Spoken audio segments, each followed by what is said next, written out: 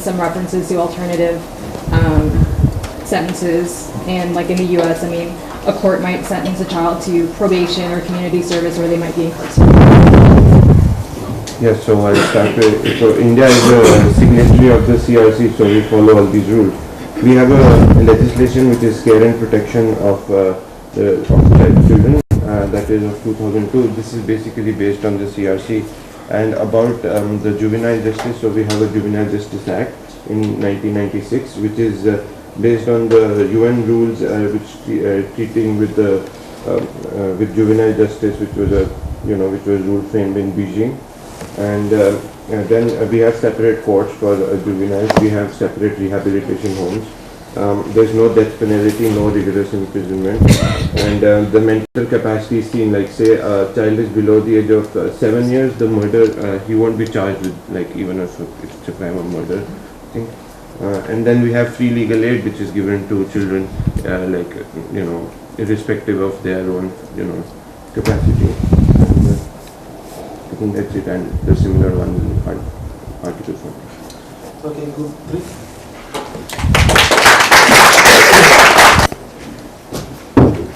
The first question we got: what is the remedy against child labor in domestic system in India and in US? So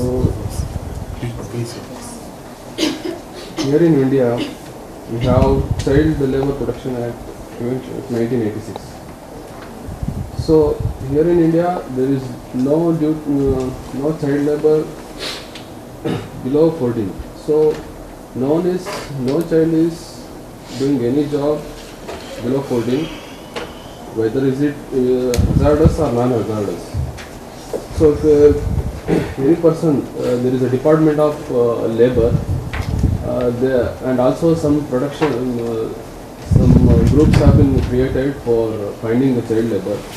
If they caught the child labor, first it's a 10,000 rupees fine, and for second same offence it will be 6 months for imprisonment. And in our constitution we got Article 15 clause 3. In that article we got child and women can be made special laws for their protection, because they are vulnerable sections of the society. They need some protection. So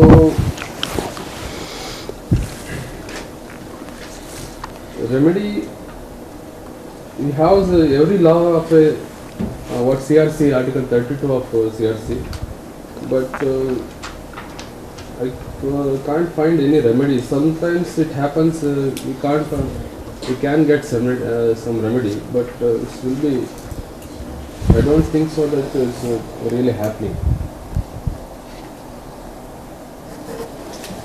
In the United States, we talked about the fact that our Constitution does not reference child labor, and so there is no constitutional remedy for violations of child labor laws, most of which are state laws, and there may be some federal laws that we were unsure of what those federal laws were. But a lot of remedies for child labor fall under state statutory regulations, and they include criminal sanctions. Probably most generally will be in the form of a fine, and may be elevated to imprisonment of, like, if it's a small company, of the CEO or something, if it's such a gross misconduct that continues over a long period of time. But most of the time will be some type of a fine. Other remedies in the United States would be, I guess, more like non-legal remedies. If a corporation is found to have been employing child laborers, the press may take hold of that and initiate boycotts of that company. NGOs, the fair trade movement in the United States is a big movement where independent third parties will endorse certain products that were made under fair child labor laws from international corporations. But most legal remedies are going to fall under state law. And so. The second topic: how do MNCs comply or avoid this prohibition when production is carried out abroad? Especially, refer in India, MNC should comply, because if any MNC comes to India, the Indian company laws is very very vast, and it's very what you can say, it's a very complex one. So it has to maintain some regulations. If a 10 members are working in a corporation, it should be comes under ESI, Employee State Insurance Act, and if there is a 20%, it come under Provident Fund Act. So to start a MNC here, it takes a very long process, and you cannot evade. He has to comply all the rules and regulations here, and one cannot put the child labor there.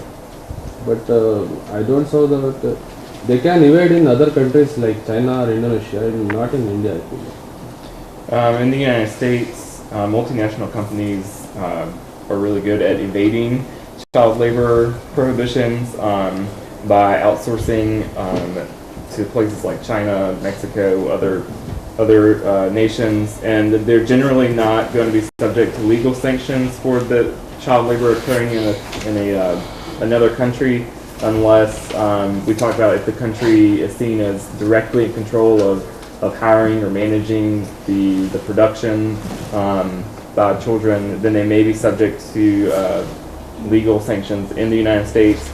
But most multinational companies in the United States will use a third-party subsidiary, kind of like a ghost company in the other country, to manage the affairs of the production so that they can evade criminal or civil sanctions in the United States. But we do have many companies, primarily smaller multinational companies in the United States. They're very good, socially responsible companies that try to comply with child labor standards set either by the United States or by international treaties. Third question we got, what are the legal and non-legal protections available?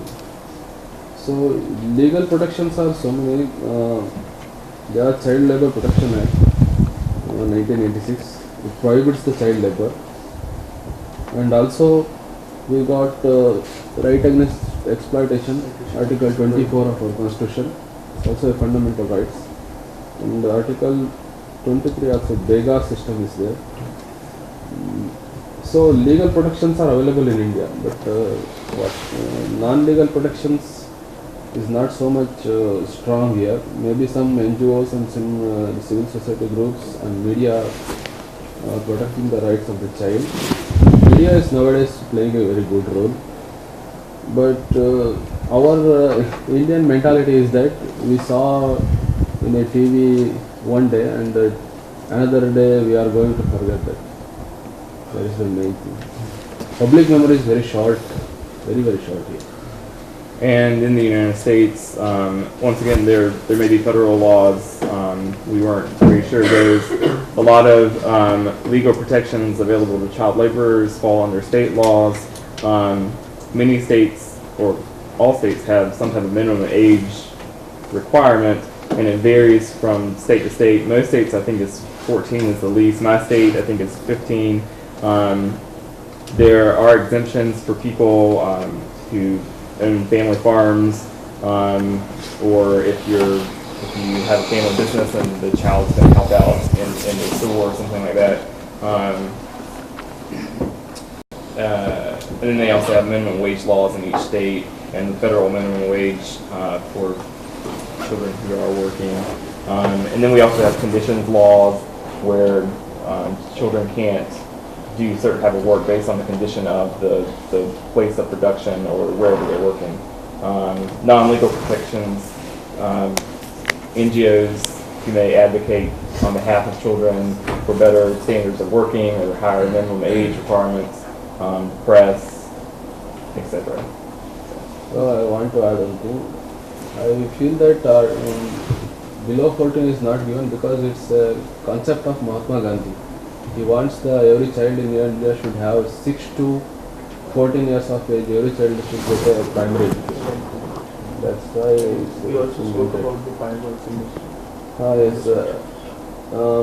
In South India there was a town in Tamil Nadu, Shivkashi. It is the main center for child labor before 5 to 10 years, I believe. but nowadays it has been reduced.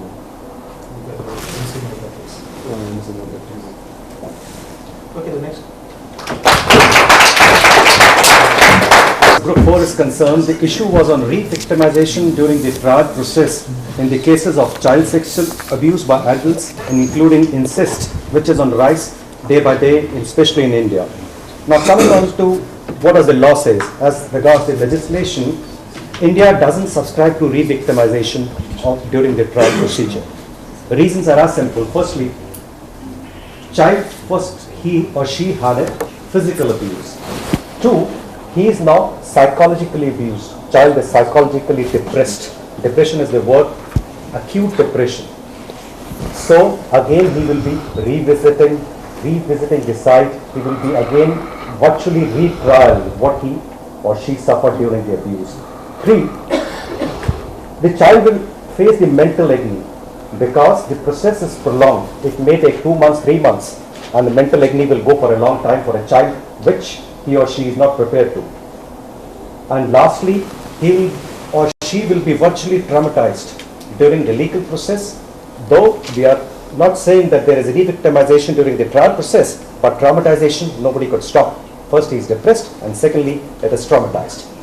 With that background, now what the juvenile courts in India, we have shortly we call it JJ Act.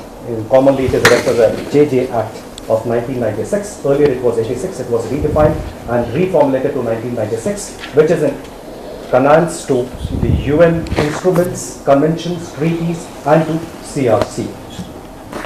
Now as regard the procedures in India, what we used to do in the JJ cases, for example, there was a incest case by an uncle of a 3-year-old child in Punjab.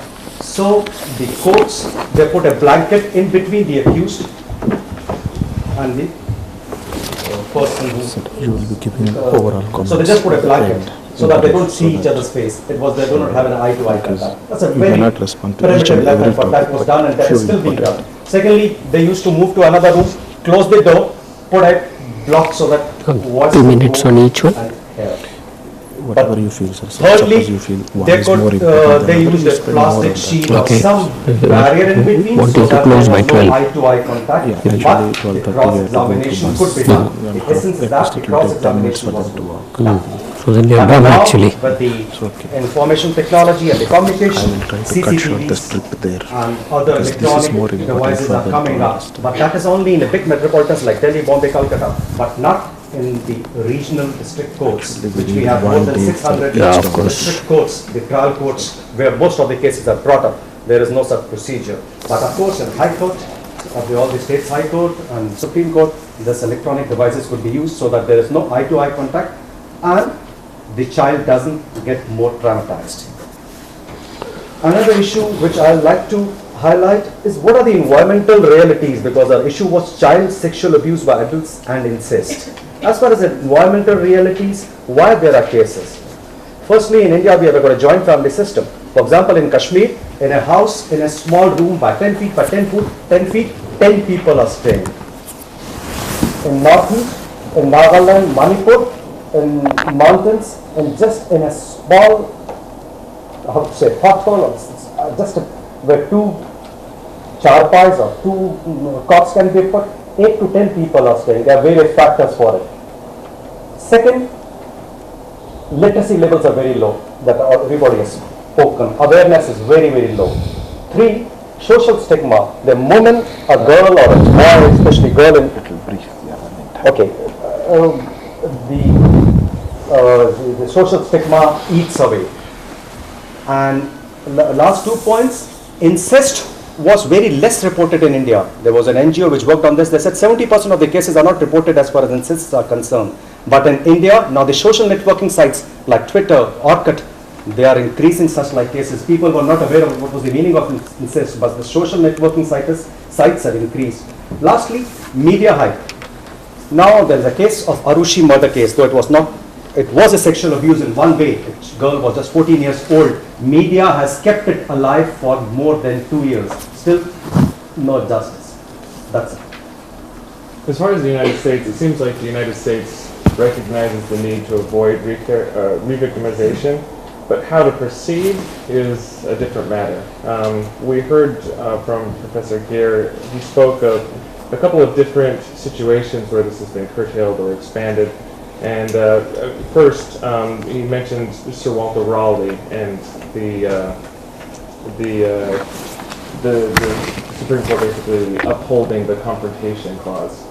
But then that was kind of modified in the Maryland statute that allowed a child to be separated from the accuser in order to provide witness of some of the things that had occurred.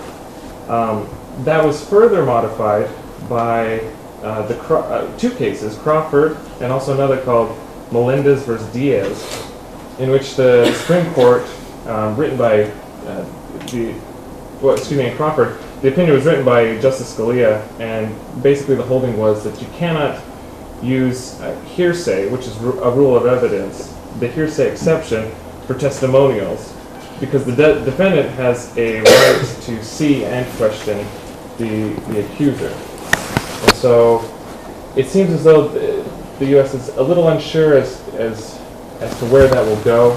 It seems that this will become a little more clear, a little more lucid in the future. A lot of law review articles, I'm sure, will be written, and that's kind of where the situation stands as far as the U.S. is concerned. To education. The questions are regarding legal provisions in the U.S. and India, why it works in one context and not in the other, and the role of extra-legal processes or social movements for realization of this right. So, as far as provisions in the U.S., it was decided in San Antonio versus Rodriguez that there is no constitutionally protected right to education, but many state constitutions or case law protect that right. As far as why it works in the U.S. and not in India, just to give the U.S. side, and then we can compare all of this. We discussed national placement tests. That's just something that I know about that I think helps the success of the U.S. education system. There are yearly tests administered in each school to determine the skill level of the students in each subject area. And it's a really big deal. Just from personal association, I have a friend who's been a teacher for over 20 years, and they're very competitive in the schools. The teachers want to make sure that their state is doing well compared to other states, and they also want to make sure that they're doing well compared to other local schools in the area. They compare their national test scores in that way, and they're pressured by the school administrator to do well just for this competition, and that I think has a lot to do with some success. Also, as he'll discuss, there's the poverty issue in India, and then extra legal processes, social movements for realization of this right. I study in New Orleans, and there's a lot of problems in New Orleans with students going to prison, especially African American males. And one organization, Amnesty International, has just started a program called addressing what we call the school to prison pipeline, which is addressing the fact that so many New Orleans schools sort of develop in the students a mentality that they'll be heading, especially African American students, they'll be going from school to prison. They send the students to jail for minor violations, like wearing their clothes wrong, misbehaving a little bit. The students will be sent to jail. They'll be sent to court for things like that. And then eventually they end up staying in jail for such a long time, and they will train the students in such a way that they're behaving as if they're in prison. They can't speak in the hallways. They can't speak during lunch. And this isn't every school, but this is a lot of schools where the African Americans are going. And then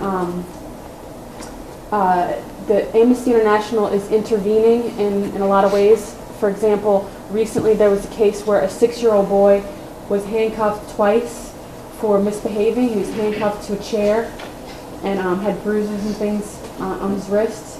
And so Amnesty International intervened so that now it's illegal to use, like this is specifically illegal to use this type of punishment. So just trying to prevent that school to prison. She is different. Yeah. Especially in her state. Muslims is a lot of black people. Large number of black people. It is not good. Main guy, whatever. The main fellow, he is very protective of America. It is not possible for India to make such effort. They say the highest number of people in prison is in black. They are the blacks disproportionately high. So in that sense, it was not possible for India. So the right to education was, the constitution was not totally silent, but it is not substantially it is silent regarding right to education, and in the part 3 there is no such provision. Part 3, that means fundamental rights, and there are some provisions in part 4, that is directive principles of state policy. It is not possible for one person to enforce it. It is limited to the resources of the state. If the state wants something to some funds, and then the state can make policies on it. In that sense, it is on the legal side, it is very difficult for the government because of the lack of resources. So in India, the lack of social movements and this area is very bleak. The situation is very bleak, and that's the situation in India. He seems to be unaware of 21A. On the second point, that is I already mentioned that because of poverty and other social conditions. It is the situation is like that. In India, it was government could not make such efforts or could not make such policies which is helpful to make it effective. Real education make it effective. And there are some general provisions, and that is Article 14 equality and Article 15 says about discrimination. And on later point of time, an amendment was made. That is Article 15 clause 3, which says about state can make special laws for children. That is very recent, and in 1980s, judiciary has also very good role. They played a very active role. That is Uni Krishna's case, as Professor Bao points out. It is the judiciary converted the economic social rights into political rights, because in that case, Supreme Court held that the right to education is a part of Article 21, and it is then came the part diluted the Supreme Court take out right to education from part 3 and put it in part 4 to put it in the part 3. So after that decision, and later there are various decisions, and so judiciary has taken an active role, and now in the Article 21 says about, that is in part 3 fundamental rights, says about the right to education of children. And recently various states have passed Education Act that is happening that is enacted in 2009. And on the third point, the effectiveness of a mechanism of right to education, and it is not working in India very properly. That's a real thing. There's because government, I am going back to the same point, that government is still having lot of problems in the financial field. The society has some problems, that is poverty is very severe, and the people never think of education. their first priorities are there, that is food, shelter, basic amenities is not there. So in that sense, it is so there are a lot of problems, and there are a lot of extrajudicial processes, that is the social movement is lagging in the field of education, and there should be some kind of mechanism, that is a private government partnership, and there is a concept like corporate responsibility that is coming up in India, and we also think about the other punch and that is also in India. We should also think about it. That's it. Real quick, just wanted to briefly mention the midday meals. Did you say Yes, that? yes, sir. Okay, so in the U.S. we have free lunch provided for children with low-income family, who are from low-income families. But in India, all the children receive the free lunch. Yes, yes. But it's like they refer to it as a scam because there are problems with the quality of the food. There are even sometimes like snakes and lizards in the food, and the children are not getting good nutrition. So there's a problem with that for the children's health. Same in the U.S. So, No snakes and lizards. before you start, to the point. Okay. So our question was about divorce and what happens when children are caught in the middle of a marriage that has broken down, and how are rights of children protected in India and the U.S. And this problem corresponded directly to Article 9 of the CRC, and if you have your handout, that's on page 90. So Article 1, subsection 1 essentially says that a child should not be separated from their parent except when it's necessary to protect the best interest of the child. That is very much in line with what happens in the U.S. and the doctrine in the U.S. And we agreed that India was very much on the same point. In fact, we found that on this particular issue there were incredible similarities in the U.S. and India across the board. Article 9, subsection 2 says that all parties have a right or an opportunity to participate in proceedings. Again, that certainly is the case in the U.S. I can't speak for India, but I think there was agreement on that.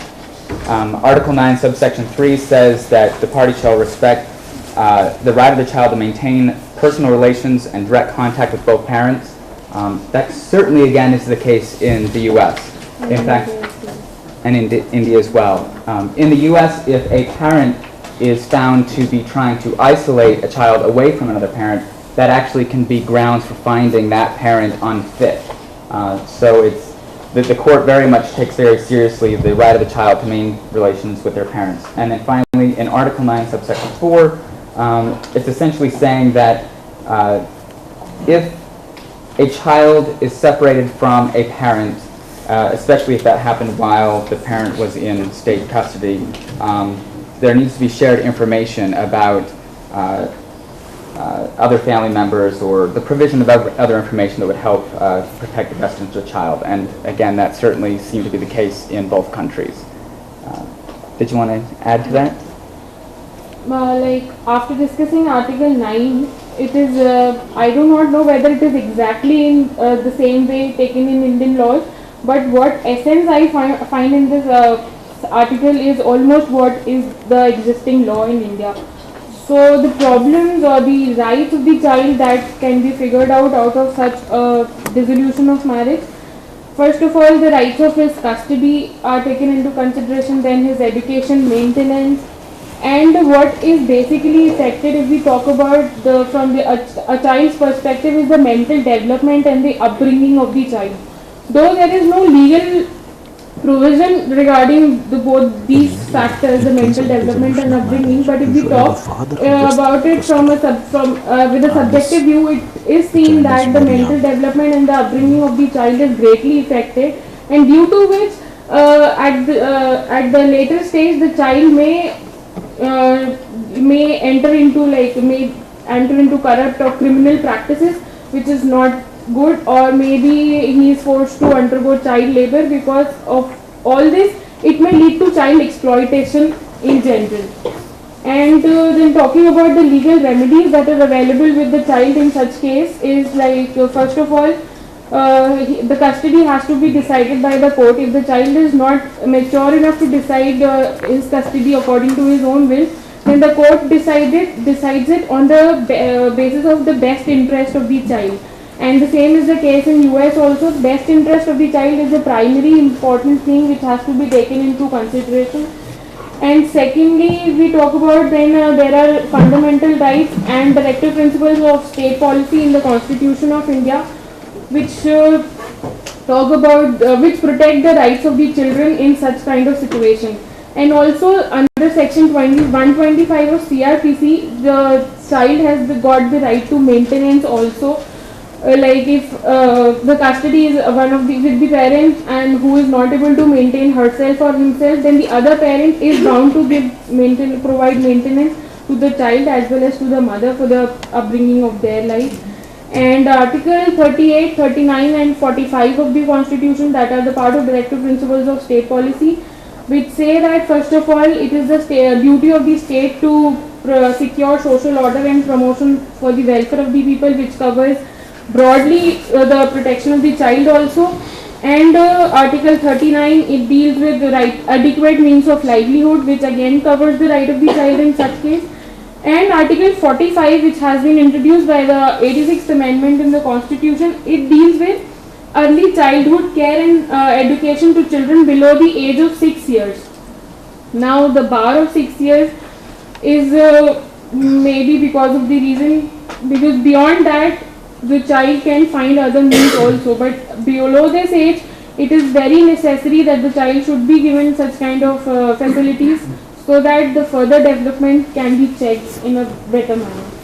That's it. And talking about the non-legal measures like the activities by the non-governmental organizations or such agencies who can help the children.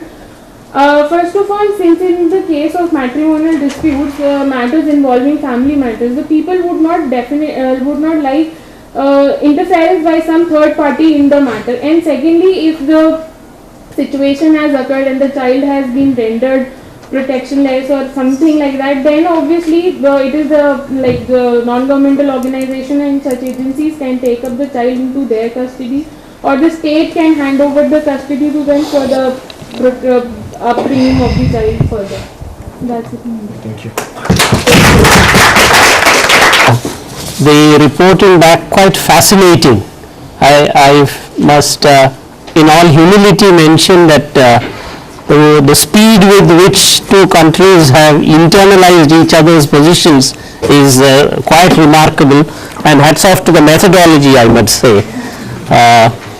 A few quick remarks. I'll try to be as telegraphic as I can. I think the best way in which I can capture one part of the discussion relating to child work, child labor, and the whole question of child labor is to refer to Kerala. Kerala is one state which is different from other parts of India, and that is because the quality of life of people at the bottom is much superior, and Kerala has the lowest birth rate and the lowest child labor in India. You can almost say child labor is absent. The social value there is every child must go to school. Even the poorest family will make sure it would be social, their family would face social ostracization if they did not send the child to school. But at the same time, from neighboring Tamil Nadu, child labor is coming and working in Kerala also, and that is also socially acceptable. So if it's for your own children, then nothing doing, the child must very well be in school. That's an indication which is useful for us to move forward in this regard. So one is the social sanction dimension. Let me now take another example in order to indicate the role of political will. If there is political will, which is usually from the top, then what would happen? I take the example of Shivakasi. In Shivakasi, that's a town in South India, where the cracker